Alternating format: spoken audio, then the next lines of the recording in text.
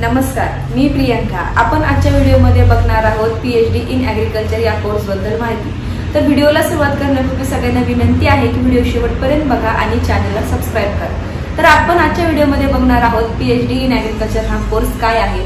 या कोर्समध्ये जर विद्यार्थ्यांना ऍडमिशन घ्यायचं असेल तर पात्रता कोणकोणती लागते, कोणकोणत्या एंट्रन्स एक्झाम द्यावा लागतात, कोणकोणत्या सब्जेक्टमध्ये विद्यार्थ्यांना पीएचडी करता येते, तसेच फीस किती राहील, कोणकोणत्या क्षेत्रामध्ये जॉब ऑपॉर्च्युनिटीज भेटू शकते आणि सॅलरी किती राहील, या सगळ्या गोष्टींविषयी माहिती आपण आजच्या व्हिडिओमध्ये बघणार आहोत। तर पीएचडी इन ऍग्रीकल्चर हा कोर्स नक्की काय आहे। तर पीएचडी इन ऍग्रीकल्चर हा एक असा कोर्स आहे की जो विद्यार्थ्यांना कृषी या क्षेत्रातील संपूर्ण सखोल ज्ञान, तंत्रज्ञान याविषयी विद्यार्थ्यांना माहिती प्रदान करतो।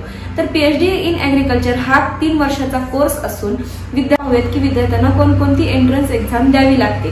तर विद्यार्थ्यांना आयसीआरची जेआरएफ, एसआरएफ, यूजीसी नेट, नंतर सीएसआरआय ची नेट, तसेच एसएयू या एक्झाम विद्यार्थ्यांना द्याव्या लागतात। तसेच वेगवेगळे विद्यापीठ आपल्या एंट्रन्स एक्झाम सुद्धा घेतात आणि एंट्रन्स एक्झाम झाल्यानंतर विद्यार्थ्यांना इंटरव्ह्यू घेण्यात येतो आणि त्यानंतर विद्यार्थ्यांना पीएचडी इन ऍग्रीकल्चर या कोर्ससाठी ऍडमिशन भेटते। तसेच एससी आणि एसटी या विद्यार्थ्यांना काही प्रमाणात सवलत भेटते। तर विद्यार्थ्यांना जर ऍडमिशन घ्यायचं असेल तर विद्यार्थ्यांना एमएससी इन ऍग्रीकल्चर मध्ये 60% गुण मिळणे आवश्यक आहे। तसेच 60% गुण मिळाल्यानंतर विद्यार्थ्यांना एंट्रन्स एक्झाम द्यावी लागते आणि त्यानंतरच विद्यार्थी पीएचडी इन ऍग्रीकल्चर या कोर्ससाठी ऍडमिशन घेऊ शकतो। तर विद्यार्थ्यांना फीस किती राहते। जर विद्यार्थ्यांनी गव्हर्नमेंट युनिव्हर्सिटीजला जर ऍडमिशन घेतलं तर विद्यार्थ्यांना 20 ते 50 हजारापर्यंत फीस लागते आणि जर विद्यार्थ्यांनी प्रायव्हेट युनिव्हर्सिटीजमध्ये जर ऍडमिशन घेतलं तर विद्यार्थ्यांना 60 हजारापासून ते 1 लाखापर्यंत फीस लागू शकते। म्हणजे वेगवेगळ्या विद्यापीठानुसार वेगवेगळ्या फीस आहेत। आपण ज्या विद्यापीठांमध्ये ऍडमिशन घेतो त्यानुसार विद्यार्थ्यांना फीस लागते। तर आता पाहूयात की कोणकोणत्या सब्जेक्टमध्ये विद्यार्थी पीएचडी करू शकतात। तर first agronomy, soil science, plant pathology, horticulture, त्यानंतर ऍग्रीकल्चर एक्सटेन्शन, ऍग्रीकल्चर इकॉनॉमिक्स, तसेच एंटॉमॉलॉजी आणि ऍग्रीकल्चर इंजिनिअरिंग या वेगवेगळ्या विषयांमध्ये विद्यार्थी पीएचडी करू शकतो। तर विद्यार्थ्यांना कोणकोणत्या क्षेत्रांमध्ये जॉब ऑपॉर्च्युनिटीज भेटू शकते। तर विद्यार्थ्यांना गव्हर्नमेंट आणि प्रायव्हेट या दोन्ही सेक्टरमध्ये जॉब ऑपॉर्च्युनिटीज भेटू शकते।